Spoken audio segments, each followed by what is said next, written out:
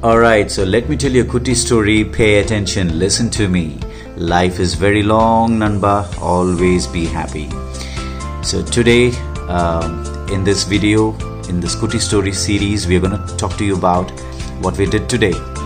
So this is nenthram banana. This is the peel which we peeled, and we blended nenthram banana with okra slime and made it into a bath paste.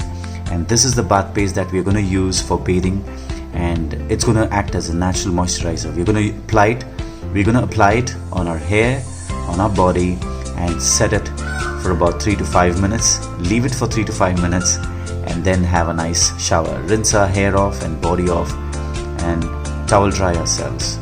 That's it. So that's the Kutty story for today. I hope you like the content. If you like the content, then you know what to do. This is Shrekanth signing off. Love you all.